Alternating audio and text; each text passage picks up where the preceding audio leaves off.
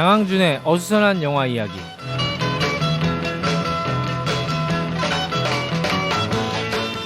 자, 2시의 데이트 토요일 영화 이야기하는 시간. 정말 바쁘게 본인의 영화를 준비하는 와중에 2시 데이트를 위해서 애쓰고 있는 분입니다. 영화 감독 장항준 감독 나오셨습니다. 네. 안녕하세요. 예, 안녕하세요. 예, 반갑습니다. 예. 지금 준비 잘 돼가고 있나요? 예, 지금 뭐 그 회사 오피스텔에서 어. 나름대로 이제 그 열심히 그 영화를 지금 시나리오를 준비를 하고 있습니다. 약간의 뭐 힌트 좀 줄 수 있나요? 약간의 힌트? 네, 어떤 소재고 뭐. 그냥 삼류다. 또 어떤 큰 교훈과 영화계에 던지는 화두 이런 게 없다. 예, 이런 게 힌트입니다. 재미. 1번 재미. 예, 1번 재미 뭐 이런 건데 글쎄요, 뭐 이번에는 좀 장르를 조금 독특하게 해보려고 그러는데 네. 그 또 독특한 장르가 또 쉽지가 않아요. 예, 그게 사람들이 잘 안 하는 이유가 있더만요. 예, 네. 뭐 이렇게 술 먹다가 뭐 이렇게 하면 재밌을 것 같은데? 좋아. 근데 막상 술 깨고 나서 보면 답답해. 그렇죠. 어떻게 될지도 모르겠고. 거기서 영화편이 만들어질 수는 없거든요. 예, 그렇죠. 네. 그리고 대부분 이렇게 말을 던지는 사람들은요, 예. 부채기망에 던집니다. 그래요. 예, 맞아요. 그리고 나중에 그런 얘기합니다. 내가 그렇게 아이템을 많이 줬는데 지가 만들어 보지도 않고서. 그렇죠. 대부분 뭐 이런 식으로 돼가지고 이렇게 돼가지고 이렇게 되는데 나중에 주인공들끼리 알잖아. 도다바다 해가지고 이렇게 잘 되는 거. 영화는 도닥하고 도다바다가 굉장히 중요하거든. 네. 방송 들으시는 분 모르니까 그런 영화를 빼주시고요. 엎치락 뒤치락 이런 거죠. 그렇죠. 예. 그리고 제가 저번 주인가요? 한 2주 됐나? 텔레비 많이 보는군요. 바쁜 척해도. 많이 봅니다. 네. 많이 봅니다. 난 텔레비 없으면 못 살겠어요. 네. 예. 저번 주인가 그 청취자 게시판에 보니까 저희 사촌 누나가 글을 올렸어요? 글을 올렸더라고요. 네, 저희 이종 사촌 누나인데 네. 처음에는 뭐 장항준의 어린 시절을 공개한다. 뭐 이런 글이 올라왔어요. 그래서 이거 뭔가 그래서 봤더니 너무 디테일해요. 장항준 감독의 네, 맞아. 그 얘기가. 너무 디테일해. 근데 보니까 이름을 보니까 우리 누나 이종 사촌 누나가 맞아요. 예. 그래서 내용을 봤더니 저희 와이프랑 저랑 그 내용을 보고 너무 웃겨갖고 한 그 반나절 그것 때문에 계속 얘기하면서 웃었어요. 뭐냐면 제가 어렸을 때 집에 갑자기 이모들도 와 있는데 학교를 탁 뛰어오더니 엄마 그러더래요. 네. 초등학교 때지. 나 오늘 반장 됐어 그러더래요. 그래가지고 저희 이모하고 저희 엄마가 좋아가지고 왜냐면 평소에 뭐 공부나 운동을 못 한다고만 알고 있었지. 뭐 반장이 될 거라고 상상도 못했던. 그렇죠. 예. 반에서 정말 최강의 권력을 가진 그런 아이들의 선망의 대상이고 그렇죠. 공부도 잘하고 운동도 잘하고 얼굴도 잘생겨야 되고 집도 어느 정도 살아야 되는 게 또 반장이 할 수 있는 그런 건데 그게 됐다고? 그게 됐다고 하니까 집에 난리가 난 겁니다. 우리 이모들이 막 용돈 주고 막 그랬는데 이제 나중에 이제 제가 거짓말을 한 거죠. 왜 그랬는지 모르겠는데 집에 제가 그날 토요일인가 그랬는데 집에 가면서 굉장히 기분이 좋았어요. 이 기분을 어떻게 우리 부모님들한테도 전달을 해줘야겠다 하는 생각이 들었었던 것 같아요. 그래서 왜 이렇게 막 발을 이렇게 타닥타닥 이러면서 집에 와가지고 엄마 그랬더니 이모들도 와 있어. 순간적으로 나도 모르게 나 오늘 반장 됐어. 이랬더니 엄마가 와 옛날에 88올림픽 유치될 때 바덴바덴에서 말이죠. 사바란치 세울 이렇게 막 일어났던 만세를 했다고 했잖아. 집에서 우리 이모들이 화토 치고 있다 깜짝이야. 만세를 부르고 그랬는데 그 어머니가 그래서 아버지한테 얘기를 말씀드렸죠. 아버지한테 이제 주연아가 반장이 됐다. 아버지가 막 으아. 보통의 물에 끓는 점은 한 100도 시대지만 저희 아버지 감정은 끓는 점은 한 5도 정도밖에 안 됩니다. 조금만 흥분해서 좀 끓어요. 그래가지고 와 이렇게 돼가지고 당신은 뭐 당장 돈 뭐 준비해가지고 말이야. 담임 선생님 선물 준비하고 말이야. 반 아이들한테 줄 선물을 다 준비했어요. 저는. 그 뻥의 여파가 다 기억이 나는군요. 이제 디테일이. 그렇죠. 그래갖고 학교에 갔는데 아이고 선생님 덕분입니다. 뭐 어쩌고 하시는데 선생님 크게 먼저 무슨 말씀이시죠? 뭐 이렇게 된 겁니다. 우리 아이가 아이고 저는 공부를 못한다고 알고 있었는데 어떻게 된 일인지 정말 너무 기쁘고 막 이때 선생님이 이제 거짓말로 판명이 난 거예요. 그 옆에서 선생님한테 드릴 아주 큰 선물 세트와 아이들한테 나눠줄 것들을 아주 그 박스에다가 몇 박스에다 싣고 인부들이 와서 싣고서 교무실 갖다 놓고 그리고 고스란히 집으로 가지고 들어간 예, 그런 기억들을 그 누나가 써서 보냈더라고. 그리고 그 이후에 어떻게 됐나요? 근데 참 희한하죠. 저는 혼나지 않았어요. 오히려 우리 부모님은 그렇게 생각한 것 같아요. 저놈이 얼마나 반장이 하고 싶었으면 그렇게 거짓말을 했을까. 아이고 불쌍한 놈. 이렇게 생각하셨던 것 같아요. 네, 아무튼간에 오래간만에 그 생각나가지고 그 얘기 뭐 듣고 한참 웃었네. 장항준 감독의 어수선한 영화 이야기 게시판을 보시면 그 이야기가 있습니다. 근데 저희가 또 나중에 봤더니 그걸 그 우리 누나가 지워버린 것 같아요. 또 삭제하셨어요? 네, 그러니까 너무 여파가 크겠다 싶으셨는지. 네, 장항준 감독에게 뭐 여파란 있습니까? 그러게요. 네. 원래 이미지가 약간 그쪽이라 사실 뭐 큰 저기는 없는데. 그래도. 네. 그래도 일단은 저는 아까 사촌 누나도 대단하시다라는 생각을 합니다. 네. 제가 볼 때 누나가 약주 한잔 하시고 네, 그래요. 네. 야, 21분이에요. 3시 21분입니다. 그렇습니까? 오늘 주제에 대한 얘기를. 주제 또 이 에피소드와 전혀 관계가 없다고 얘기할 수가 없습니다. 역시 이 치밀함. 네. 우연히... 사람 살다 보면 거짓말 안 한 사람이 어디 있겠습니까? 이 사람 오늘 소개시켜드릴 분도 네. 거짓말을 좀 했던 분. 네. 그 어떤 아시아 홍콩 영화계의 구라쟁이. 네. 그 아시아의 스필버그라 불리는 서극 감독입니다. 서극. 예. 그 이 서극 감독은 1951년생입니다. 51년 그 베트남 출생이에요. 예, 홍콩으로 생각하시는 분들이 많은데 서극 감독의 생김새를 자세히 보시면 홍콩 쪽이 아닙니다. 그렇죠? 예, 그리고 이 어디에 자료를 보니까 50년생으로 또 나와 있는데 어디는 50년생, 어디는 51년생. 또 이렇게 디테일을 추구하는 저로서는 알아봐야 되겠더라고요. 어느 게 정확한 것인가? 51년생이 정확합니다. 51년 1월 2일생입니다.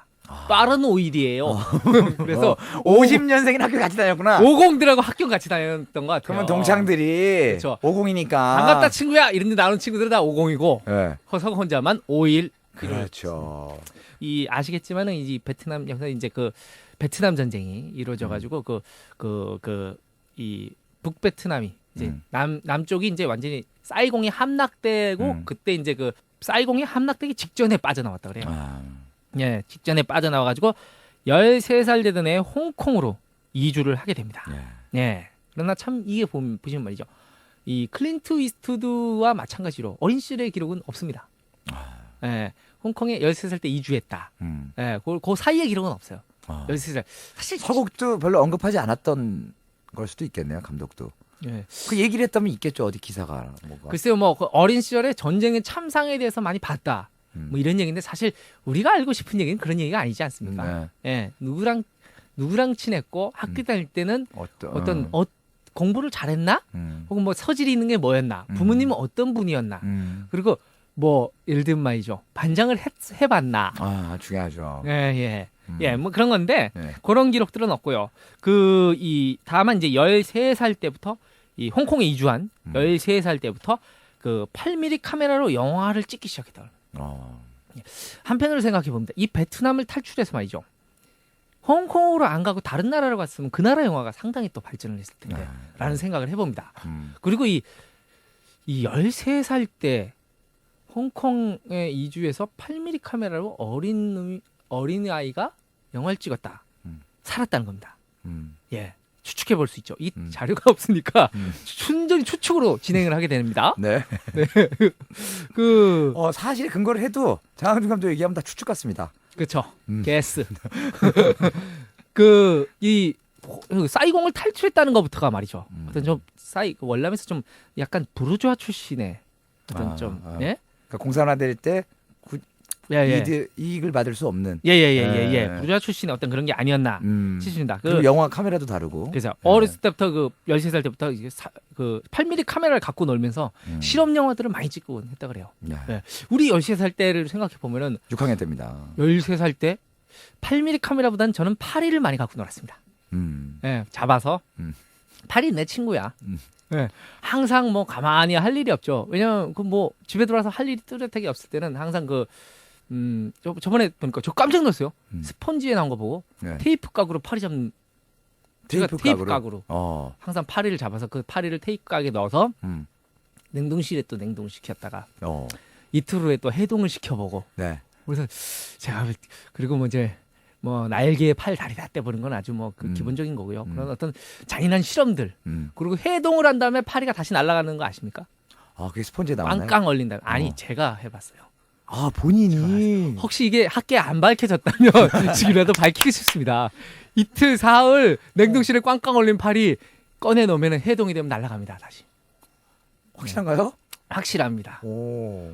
아, 이게 알려지지 않고 있었군요. 이 대단한 말. 아니, 참고로 2시의 데이트 스태프들의 전체 상식 수준을 깊게 보시면 아십시오. 그러니까 사실은 어떤 이런 황욱석 박사님 이런 연구 결과하고도 예, 견줄 수 있는 그런 연구가 아닌가. 굳이 세포 연구를 하지 않아도 네. 뭐 파리에 대한 참 어떻게 이런 얘기가 나왔나요? 아니, 8mm. 예. 카메라 갖고 놀았다. 맞습니다. 예. 예. 이 청소년 시절에 그 홍콩에서 그 영화에 푹 빠지게 되는 예. 그런 좋은 환경에 예, 이르게 됩니다. 예. 요때 또 영화에 또 그 서극이 미칠 수밖에 없었던 때가 왜 그러냐면은 요때가 또 중국 무협 영화의 어떤 전성기의 시작입니다. 60년대 초중반이네요. 예. 아시겠지만 그 왕후 시리즈 외파리 왕후. 네, 외파리가 막 나와가지고 이제 중국 무협 영화가 이제 막 인기를 막 얻을 때. 제가 아주 어렸을 때인데 뭐 상징적인 그렇죠. 이소룡보다 더 전에. 그렇죠. 예. 그러니까 어떻게 보면 이제 그 어떤 그 상당히 뭐랄까 서부 영화에도 큰 그 영향을 미친 그런 어떤 그 외파리 시리즈. 예. 그래서 아마 저희 어렸을 때는 만화로도 많이 나왔어요. 주인공이나 이런 사람 중에 꼭 외파리 검객이나 외파리 무사 뭐 이런 것들이 있었고. 예, 이렇게 이 외파리 시리즈가 굉장히 그 이 중국 대륙을 휩쓸고 홍콩을 휩쓸 때, 예, 그때 요 서극이 영화에 그 빠져들기던 시대인데 사실 이 홍콩 영화는 다른 아시아 영화들하고 상당히 틀립니다. 예, 다른 아시아 영화는 굉장히 자국의 그 아시아 초창기 영화는 말이죠. 굉장히 그 자국의 문화를 많이 반영을 하고 자국 그 인들의 어떤 삶이나 어떤 그런 것들 그리고 정서랄까 이 템포도 말이죠. 아시아는 좀 정적이라 그러지 않습니까? 그 인물들이나 어떤 이런 그 감각들 자체가 상당히 정적입니다. 정적이고. 예. 그런데 이제 홍콩 영화는 그와 좀 다르게 예, 상당히 동적이면서도 어떤 나름대로의 어떤 중국 문화를 갖고 있는 것 같지만서도 상당히 서구화된. 예. 그래서 홍콩 영화는 일찍이 상업화되고 대중화되고 오락의 선봉에 서게 돼요. 그 이유가 제가 봤을 때 가장 큰 이유는 이 홍콩이라는 지리적 역사적 환경이 그 서양 문물에 대해서 전혀 이질감이 없이 잘 받아들일 수 있었던 그런 환경이 아닌가 싶습니다. 예. 근데 나중에 또 이 서극 감독이 또 얘기는 하는데 어떤 감독한테 가장 큰 영향을 받았나 이런 얘기를 하는데 뭐 미국 감독들일 줄 알았는데 그게 아니고 이 서극 감독조차도 이 가끔 이 하실 때마다 말씀을 드리는데 구로사와 아키라 감독의 예, 영향을 굉장히 많이 받았고 그 요진보라는 영화를 보고 굉장히 감동을 받았다. 뭐 그런 얘기를 했더라고요. 네. 자, 여기서 잠깐 광고를 듣고요. 네. 역시 4부에서 남은 서극 감독에 관한 이야기들을 나눠보도록 하겠습니다.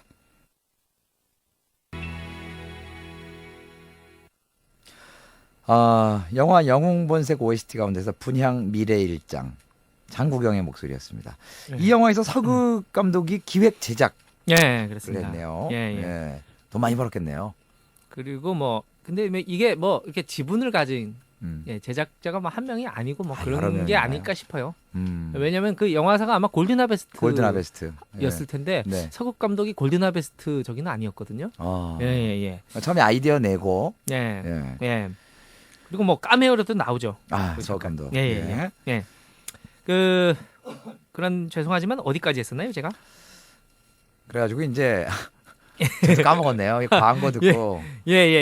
아무튼간에 그런 어떤 이 홍콩에서 말이죠. 서극 감독이 이 그 영화의 그런 외파리 이런 영화들을 보면서 영화에 그렇죠. 열광하고 나름대로 이런저런 영화를 보면서 고등학교를 마치고 미국 텍사스로 유학을 떠납니다. 유학파 감독이군요. 근데 참 이런 거 보면 용기 있다는 생각을 저는 해요 가끔. 겁나지 않나. 그 우리처럼 영어를 못하는 사람들은 상당히 미국이라는 거 두려운 존재고 말이죠. 그런데 아무튼 용감하게 텍사스로 유학을 떠나서 그 텍사스에 있는 대학에서 영화를 공부하고 네. 네, 그 연출 공부를 했겠죠. 거기서 네. 대학을 졸업하고 뉴욕으로 가서 말이죠. 네. 다큐멘터리와 단편 영화 작업을 했다 그럽니다. 그러니까 제가 볼 때는 좀 이렇게 아르바이트식으로 네, 한 것 같아요. 그러고 나서 이 그 1977년 풍운의 꿈을 안고 다시 홍콩으로 돌아옵니다. 네. 예, 이게 뭐 사실 미국에서 잘 안 돼서 온 거겠죠. 뭐 풍운의 꿈을 안았다기보다는 미국 만만치가 않네. 아이고 도강인들이 잘하기 너무 힘들잖아요. 네, 그렇죠. 예. 거기 또 워낙 또 굳건하니까. 예, 층도 다양하고. 이 홍콩으로 돌아와가지고 말이죠. 이 서극 감독은 TVB라는 방송국에 입사를 합니다. 아, TV 방송국에. 예. 요때 당시가 해외 유학파, 홍콩에 있었던 해외 유학파 출신의 감독들이 공부를 마치고 홍콩으로 속속들이 고국 영화에 새로운 힘을 불어넣기 위해서 속속들이 이 집결을 하고 있었던 시기입니다.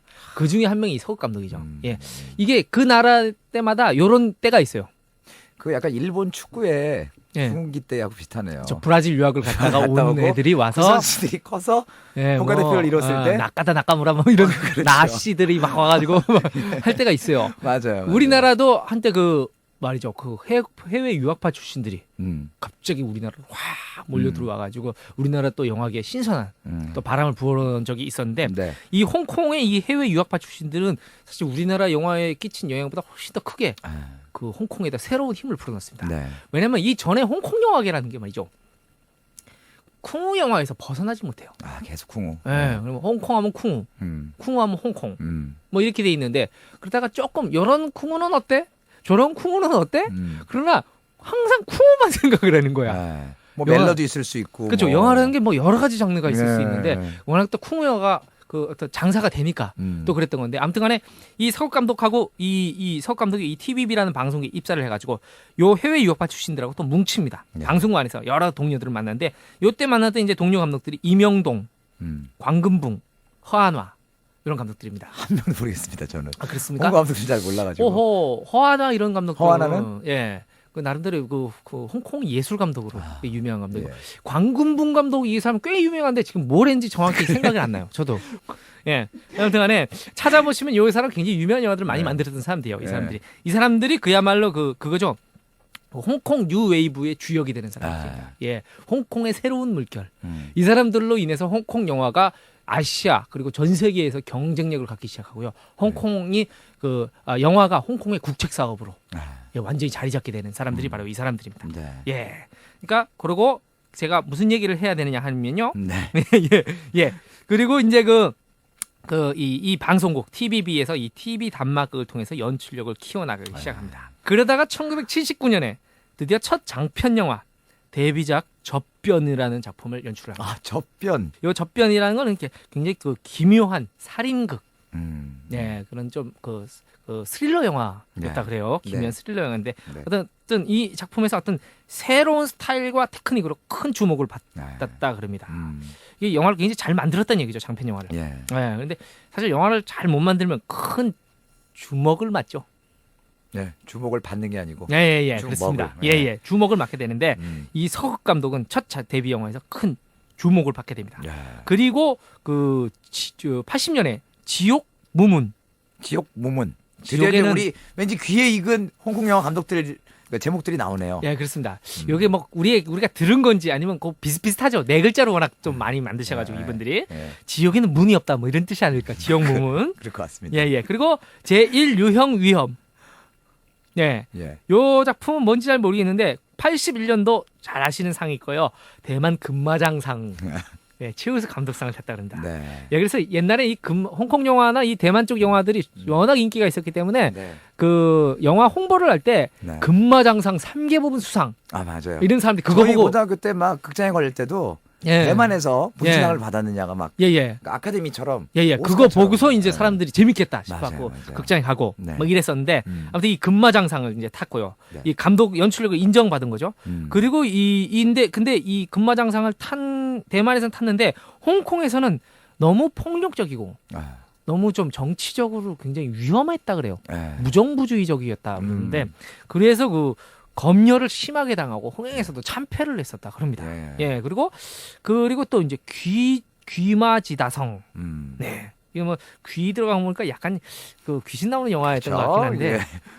한자 두자에서 힌트를 얻어서 저희를 추측해내고 있습니다. 예, 정말 이게 날마다 추측하고 말이죠. 예, 저도 참 이렇게 좀 가끔 이제 다른 기자나 평론가 분들처럼 좀 정확히 말씀드리고 싶은데 저도 공부하면서 말씀드리는 거라 그렇게 정확한 정보를 그냥 알려드리는 방송은 많습니다. 이렇게 상상할 수 있고 추측할 수 있는 방송. 그렇군요. 네. 쌍방향 퀴즈. 예. 그리고 우리 청취자 여러분들이 네. 또 게시판 통해서 올바로 잡아주십니다. 아, 그렇더라고요. 이제 가끔 틀리면. 그럼요. 네. 너무 디테일하시고 꼼꼼해주세요. 네. 예. 그러다가 이제 세상을 깜짝 놀라게 할 작품을 만들어야겠다. 이 생각을 하고 이 작품을 만들게 되는데요. 네. 그 작품이 1984년작 촉산입니다. 촉산. 그 유명한 촉산이네요. 예, 그 유명한 네. 촉산이죠. 네. 예. 그 중국의 신화적인 전설을 바탕으로 말이죠. 네.